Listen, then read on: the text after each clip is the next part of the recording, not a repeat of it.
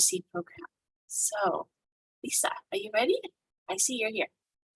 I am. Let me see if I can share my screen. Um, is everybody able to hear me okay? I want to make sure I'm loud enough. We hear ya. Great. Okay. Let me, there we go. I'm more used to Teams, so bear with me as I get myself used to this platform. Okay.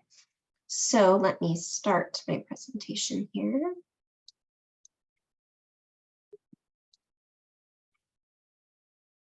Okay, so as Misha mentioned, I am Lisa Liebham. I am one of the two quality control managers within the Office of Program Integrity, which is underneath the Oregon Department of Human Services. And what our office does is we basically do quality control, quality assurance work for all programs within the Department of Human Services for Oregon. But today we're going to focus on the SNAP quality control process. So just an analogy to start things off, if you want to know more about your health and how it's doing, you go to the doctor, right? So just like that, if you want to know how the Department of Human Services is doing, you come to our Office of Program Integrity. We help determine the accuracy rates and error rates for all programs and for SNAP specifically. Okay, so who completes these SNAP reviews? I promise my team is real. Sometimes we hear from participants in the program that they hear from us and they're like, this must be a scam. We haven't heard of this before. But I promise we are real and we are a crucial part of the reviews that happen for the program. So like I said, I'm the manager. I've got currently 4 lead workers and then 11 reviewers that actually speak to applicants, contact third parties and all kinds of things to conduct these reviews. Excuse me. I know I have some notes over here, so I'm going to move this just a second. So the majority of my team is stationed from home. So they do a lot of the work remotely, which is great. But we do also have an office in the Salem Kaiser area as well. So what is SNAP quality control? So kind of the basics. There is a rule number out there for us that describes kind of what our purpose is. But just a quick guess, does anyone know how many open SNAP cases we might have in Oregon currently?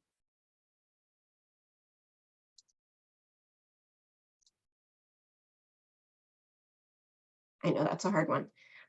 So currently we have just under 417,000 households on SNAP. And that's not individuals, that's the whole household. So it could be a household of one person, could be a household of 5 or 10. So lots of Oregonians that we are serving through this program. So part of what QC does is we review cases to see if there was an error or if it was done accurately. So contrary to some folks' belief, we don't like to cite errors. We don't like to do that. It is a lot more work for us to cite a case in error than it does to agree with the finding of the local office. But we are definitely tasked with reporting unbiased findings. And like the feds always tell us, we are like the mirror. We just report what we see. So all cases are completely chosen at random. So there's a mathematical equation that kind of happens on the back end. that helps determine which case is pulled for review. As you can imagine, with such a large applicant pool of open cases, it can be, sorry, fumbling with my words here, but there's a large pool of cases to choose from, and we only pull about 100 cases a month. So as you can tell, it's very common for folks to never get pulled for a quality control review for the SNAP program. However, it is also possible for them to get pulled multiple times. Just depends on where they fall into that mathematical determination piece.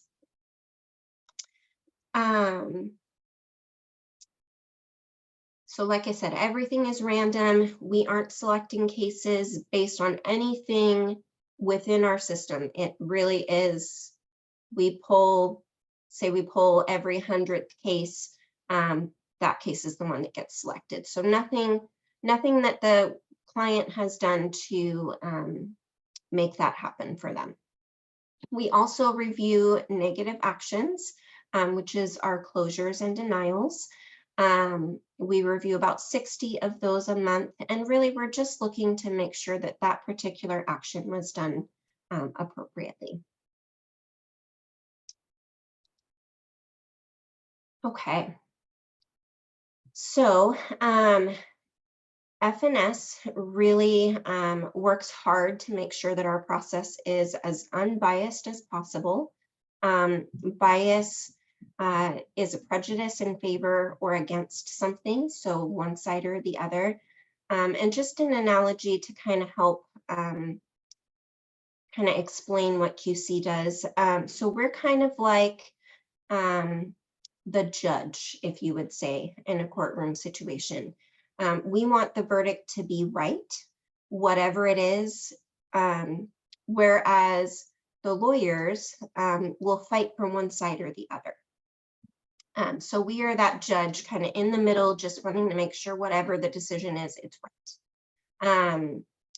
We understand that everyone wants a lower error rate, as do we.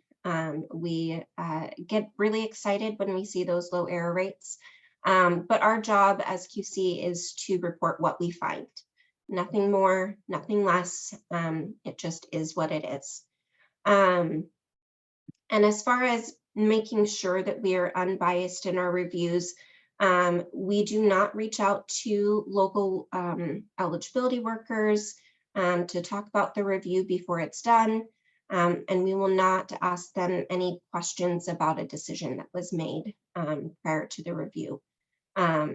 We just try and make sure that our findings are not swayed by any outside parties. The review is independently done. So like I said, the local office is not involved in that piece other than potentially helping us locate a household for review.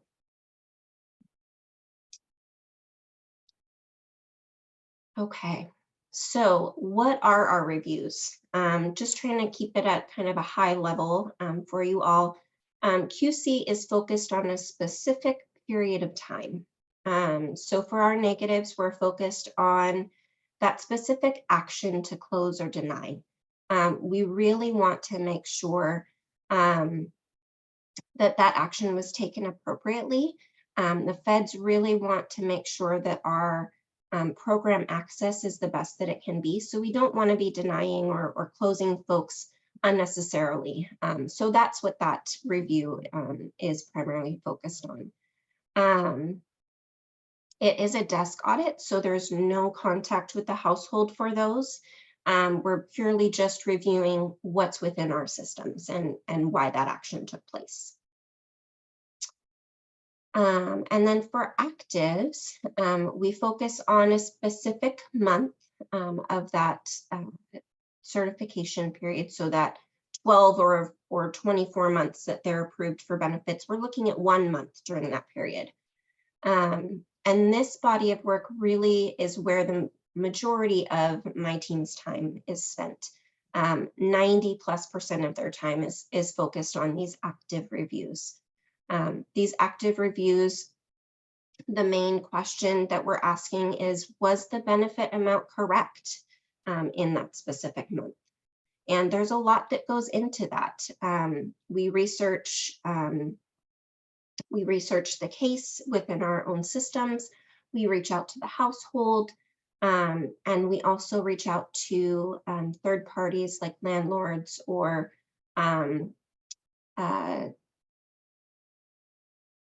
other third parties that might be able to help us verify something that maybe the household doesn't have available to verify.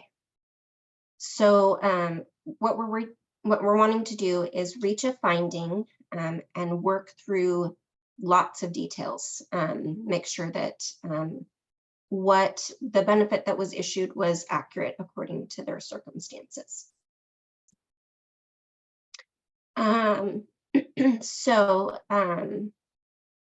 And then at the end of that, our completed active cases are divided into 3 categories.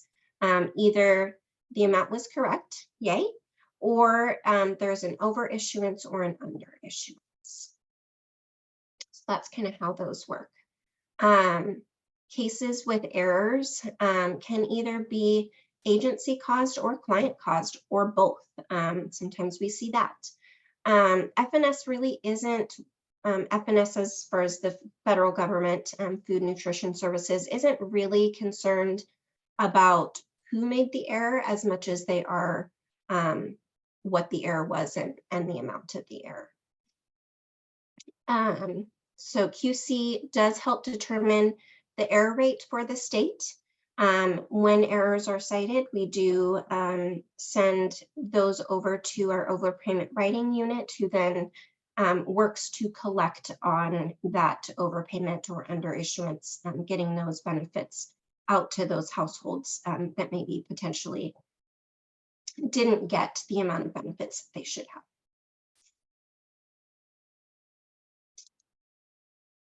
Okay, so why are SNAP reviews completed?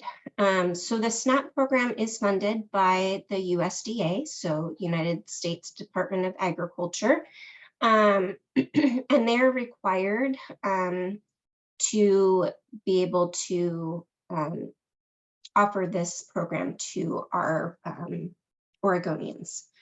So SNAP reviews are completed to measure the accuracy and see how each state is managing the program. So every state has to do the reviews. It is not optional. And it is how our federal partners see what states are doing with the federal program. They do require a random review. And so that's kind of where our QC comes in. Like I said earlier, the QC is like a mirror. We reflect what is currently happening in the Oregon SNAP program, and the bias is strictly prohibited. So we're just want to make sure that our focus is really on that correct allotment.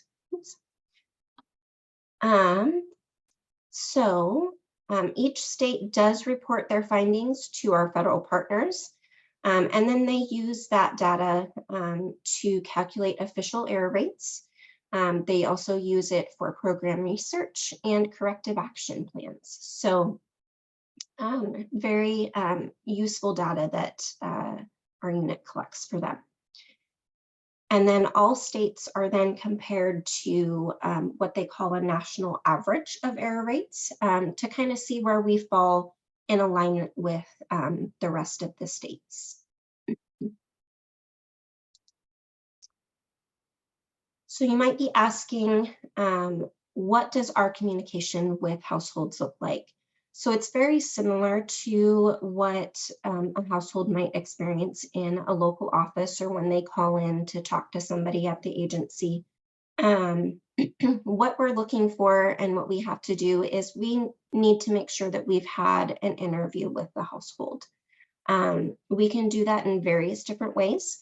We can do it via phone call. We can, excuse me, we can do it through a video call, or in person, depending on what the household prefers. So lots of flexibility and variation there. I would say most of our participants prefer just a phone call. It's the quickest, easiest way. And with a 15-20-minute interview, makes it much easier for folks to do that, even if they're working and can do it on a break or a lunch. So trying to be flexible there. We also communicate with households through mailed letters. We can send them via regular mail or certified mail. We typically do certified mail if we haven't heard back from the household on our regular mail, just to see if we can get a hold of them. We will also try to text message them. If there's a good phone number that allows text messages, we will definitely do that. And then we will also utilize email addresses if we have one available within our system to use. So lots of different ways that we can communicate with households. And then, so really our focus is one, that communication with the household, explaining the review, and then helping them through that process. The other piece is helping them to understand what verifications we will need to complete our review process. So unlike at the branch, our review process does require us to verify everything on the case. So even when they go in to apply, they don't have to prove their shelter costs or show verification of that to the agency. We do, as quality control, have to verify that piece of it. But like I said, there's lots of ways for us to help the households do that. We will reach out to third parties for them and help them try and get through that process as quickly as we can with as little headache as possible.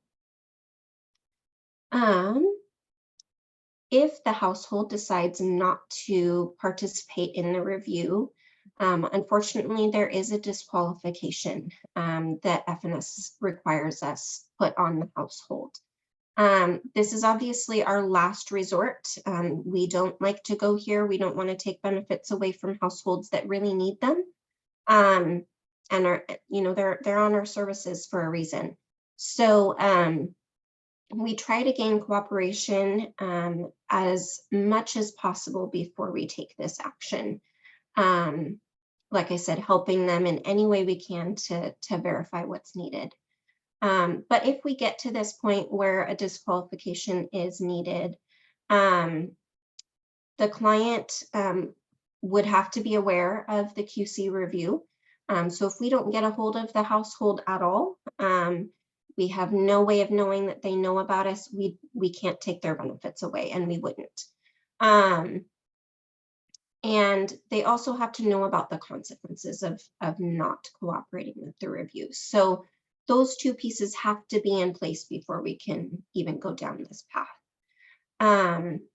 If they choose not to, either they tell the reviewer that, it's not worth my time, or this seems really complicated, they can choose not to. And at that point, they would explain the consequences. And that consequence is that those SNAP benefits would be closed until February 3rd of the following federal fiscal year. So for example, if a client chooses not to cooperate in January of 2024, they would not be able to reapply for SNAP benefits until February 4th of 2025.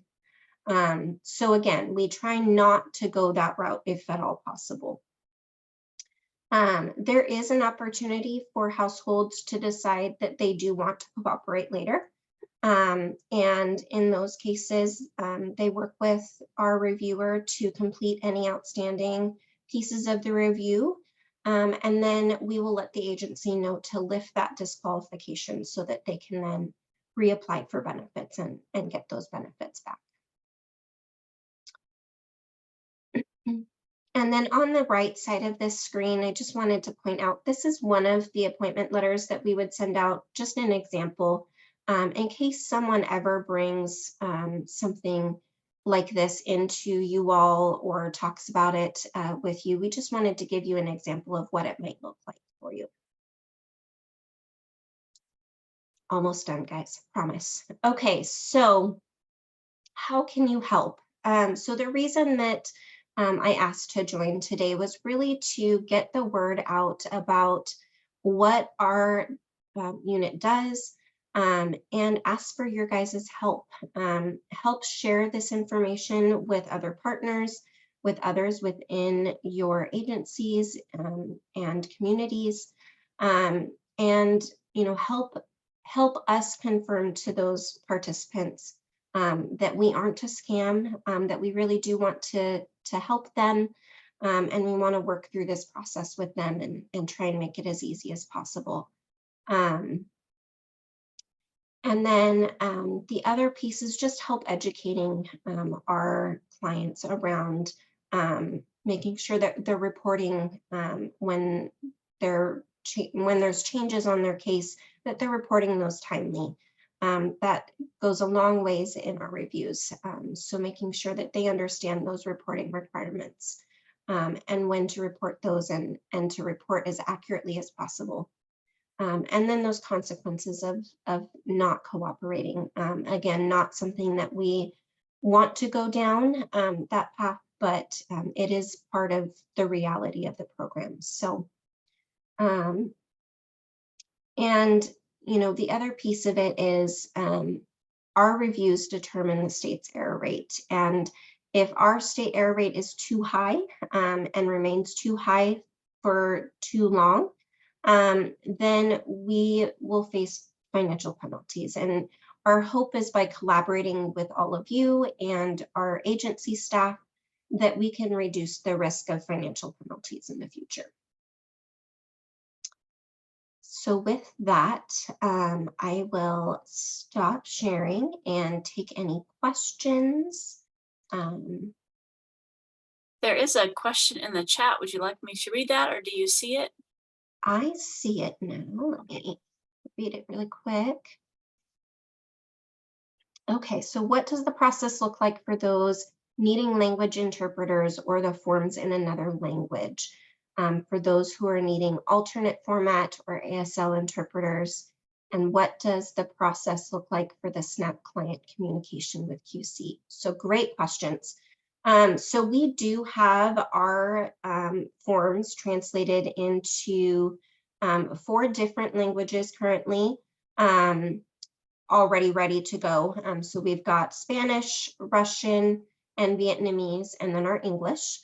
If we have a language outside of those, we will use the agency interpretation and communication folks to help translate those for us so that we can get those out in the language that the household has requested. We also utilize the language link and interpreters for phone calls to make sure that we're communicating in whatever language they have voiced to the agency that they would like communication in. So we try to make sure that we are following all of those pieces. We want to meet them where they're at. Oftentimes we do find that they have someone, either a family member or someone close to them, that they would prefer, be involved in the interview process, and that is totally fine to help with translations as well. So let me see. So for alternate formats and ASL, again, we utilize our language services for those ASL interpretations. So we'll schedule that ahead of time to make sure that we have that service available for those interviews. And anytime that we need to contact the household after that. And then our letters are in 14-point font to try and meet that requirement for that larger font size. If a household says, hey, I need it in a larger font than that, we will definitely make that happen for them. So and then what does the communication process look like for SNAP clients with QC? So oftentimes it is over the phone. If they choose to want someone to come to them and speak with them, we will definitely make that happen as well. Most folks are more comfortable not having us come into their home, as most of us would be as well. So we try and do that, whenever possible. But a lot of that is through phone. A lot of folks do like to do text message or emails as well. So we do that just to keep communication going.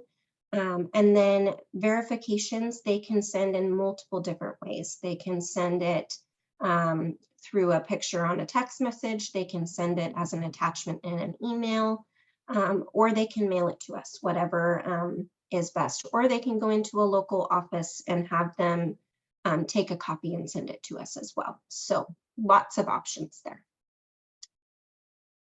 Did that answer all of your questions, Jessica?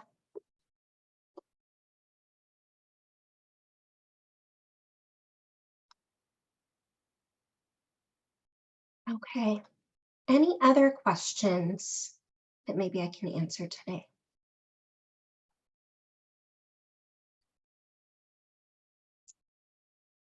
Okay.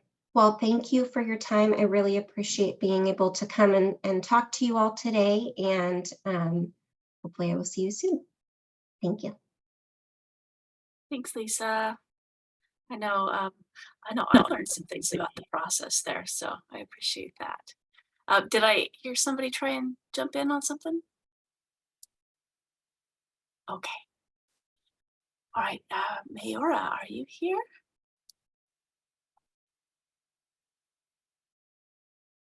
I'm not sure. I saw Mayora. Um, Heather, did you want to leave that discussion? So know we have a discussion planned on the replacement benefits, and then I thought Mayora was going to be doing that one.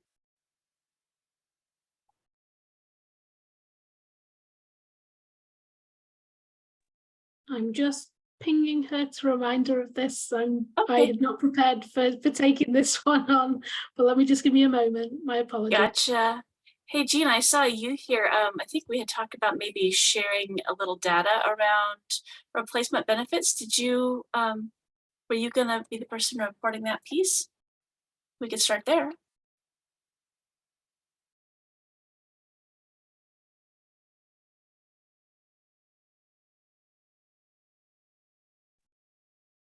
Do not have any data to share. Okay.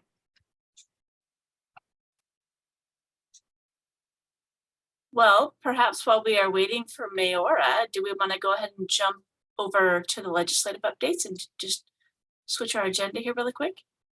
We can completely do that. We're flexible. All right, let's do that. All right. Well, thank you everybody for being here today. I know it's a strange week to hold a call like this, and I appreciate you making time for us. We've had a lot of work happening in our short session, and it's been a lot more demanding than I think that any of us realized it was going to be. And part of that, thankfully, is around summer EBT benefits. And so I know we spoke last time a little bit more about that program in more depth. And thank you to those who are on this call that joined that other update from last month. We did get approval for the permanent program, and we are moving through our hiring processes right now. I know that there are some individuals on this call who have also been highlighting those opportunities for people to join the summer EBT team. So thank you for doing that. We appreciate you. And honestly, from that side, we have a lot of work we know that is going to be coming up over the next few months. You'll start seeing more communications coming out about how you as partners and advocates can join us in some of that work together. And we will make sure, again, that we will share the information as soon as we have it. I know our schedule right now would see those summer benefits being loaded onto people's cards in June of 2024. And I say that looking at my calendar right now, it's March March 28th right now, and it's going to be a very rapid turnaround for families. So reminding them that these food benefits are very different from what we did with pandemic EBT. They are intended for use this summer, making sure that that messaging goes out there to folks that please use those dollars over the summer months. This is one of those programs that's a little bit different, and federally we have to expunge those benefits 4 months after they've been issued in the summer months. So we need to make sure that families know to use them and not save them up and really truly utilize them fully. The other thing that really passed this time, which has been a really great movement forward in the realm of how we provide different services for the SNAP program, is the Senate Bill 1585, the Restaurant Meals Program.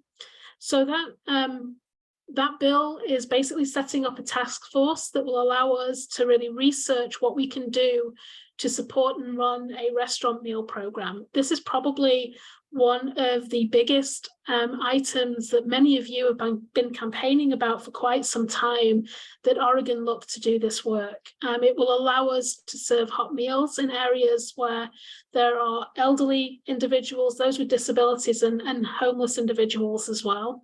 We are looking at what will be the best way to deploy some of that as part of the task force.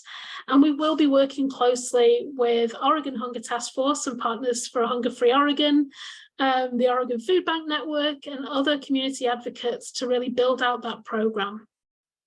It's an exciting thought to think that we'll be able to serve hot meals for really priority populations in our state in the very near future. What we'll need to do by January of 2025 is have that full report written and analysis done for our legislative session. So we know that when we're coming back to that point in time again, we'll be engaging with all of you with the updates we've found from that task force, where we think that priority is going to be moving into 2025 and what you can expect from all of that. It really is a phenomenal change. There's also been some really great work that has been happening more on the national level at the moment around expansion of some of the benefits for COFA families, specific to the SNAP program. And I wanted to reassure folks on this call, I know there's been a lot of media about that right now. We don't currently have a method to be able to serve those families. We are still waiting for guidance from our federal partners, both on the SNAP side and the TANF side. The Temporary Assistance for Needy Families program, or CASH program, as most of you probably know the term. And we're still waiting for federal guidance of what that looks like. But that's a huge step forward as well, to serve families in Oregon that traditionally this program has not been able to serve. And that movement on the federal side of allowing food benefits to be sent to families who are living here in Oregon is a massive win, a big step forward in really providing more food services for people. There were a couple of things that didn't pass through this legislative session that I know may show up in different places for next legislative session. Some of those bills were an increase to our Double Up Food Bucks program that we didn't get. Another one was also around local food purchasing with the Oregon Food Bank and really asking for some additional food dollars there to support the food bank network. And that did not pass through this session this time. I know that teams are working on that right now, because the food need for people in all of those areas of intersection with our work is high. The cost of food has increased. Our SNAP dollars are just not going as far as they used to, and the need in the food banks is great. They're not seeing any decline in families utilizing services there, and as food prices continue to increase in the way that they have been, the need in the food bank community is growing as well. I'm going to just pause briefly. Jackie. We do not have a timeline yet. We have asked our federal partners, and they are working kind of like through the timeline of what that would look like. It can take a little bit from when you have a congressional approval for it to actually make its way down into some of the federal language and things like the Farm Bill. And I think some of the excitement around that change at that national level has resulted in exactly what you're talking about, people applying and still being denied for benefits. And that is down to, honestly, the fact that we haven't had the federal approval through yet, even though it's happened at a higher congressional level. It just takes a little bit more to get down to the SNAP level of today in our programmings. And that's the same in any state that we have at the moment. Let me see. And I think we've given some messaging to our staff, you know, when they see applications coming on through at the moment, we know that this is going to be a really hard conversation with families because it has been so publicly out there. Anything that you can do to help families understand that this is a future effective change and we're not quite sure when that's going to go into effect, we do greatly appreciate that. We don't even know whether or not we'll have the ability to have any retroactive payments for families yet. So more to come. As soon as we hear back from our federal partners, we'll make sure folks on this call know about that, even before a meeting. And we'll make sure that you get the information out through the listserv. I think those were the main updates that I was planning on talking about today, Misha. I don't know if Miura has joined and we can. She's here. Excellent. Yes. Can you hear me? Yes, it's a little bit quiet. Like a little bit? I can speak up. I'm having a lot of technical issues today. I hear you better now. It's better now. I'll just try and speak up. Hello all. Thank you for sharing those legislative updates for us, Heather. Super important and exciting information. Regarding replacement benefits discussion, we wanted to connect with you all. I do not have data that I've been able to have verified yet. So I don't want to share that component yet because I want to make sure that we have some really accurate numbers before we start sharing out. But I want to share a few things and then listen to a few things from y'all. So one is we know that how it went, at least from many of the partners that we communicated with during the winter storms and the ones that we worked with boots on the ground, because I myself live in Lane County, so I went and assisted with a number of different areas that were giving out food boxes and amazing different things for pets. There was a lot of pet food and helping individuals file claims for medical things and also fill out food SNAP replacement forms that it didn't go super often.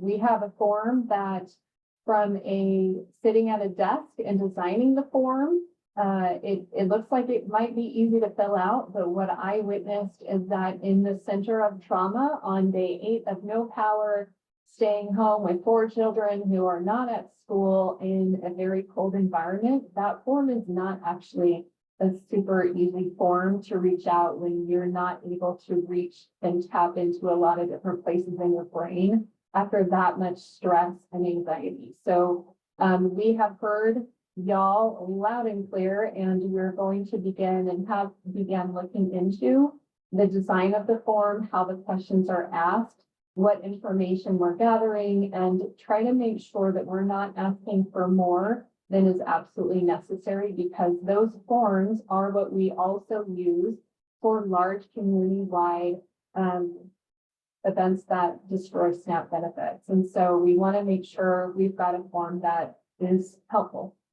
And what would we be helpful in the future? One of the things that we have heard about is for us to connect with everybody before these seasons begin. We already know that we have a fire season, and I've already started preparing, and the SNAP team is aware to start preparing around that. And we know that we often have these winter ice storms or heavy snow. So we've heard that.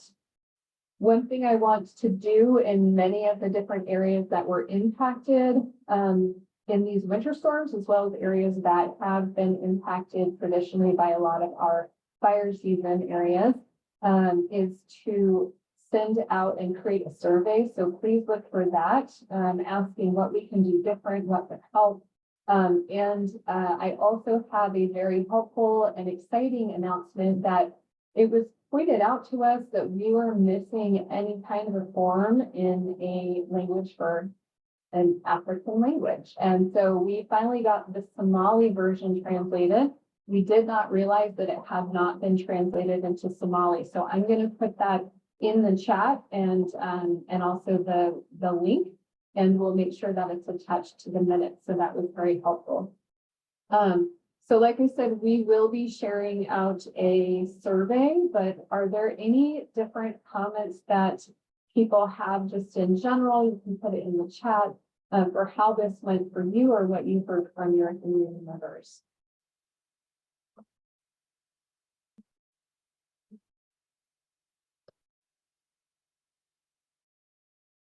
There's nothing in chat right now, just some other questions for Lisa earlier. But if folks have things they'd like to say, go ahead and come off mute. We'd love to hear from you.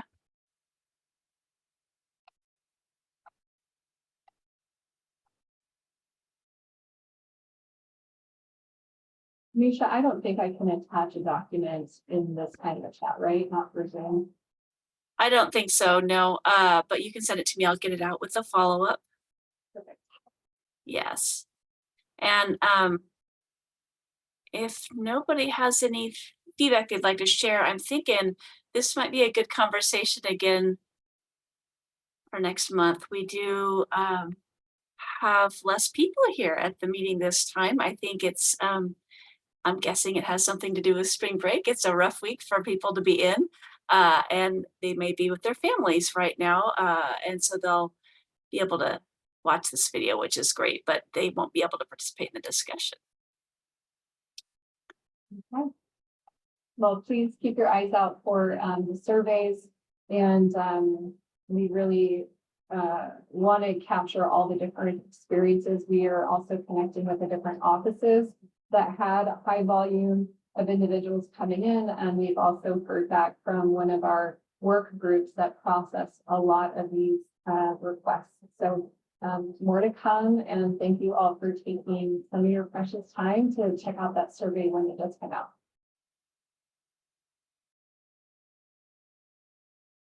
Thanks, Mayora. Well, we have a whole 6 minutes. Did anybody have any questions about anything that was presented today or feedback that you'd like to share? We have some time for that.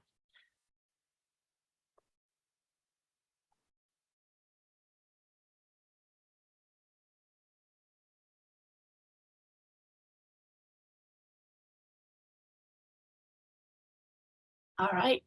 I'm not seeing anybody pop up just yet. And I want to be respectful of your time. And so I think that today we can gift you back 5 minutes. Isn't the gift of time a great thing? So I want to thank you all for being here this week. And we will get you all the meeting follow-up information next week per usual. And look forward to meeting with you again in April. So thanks so much for being here.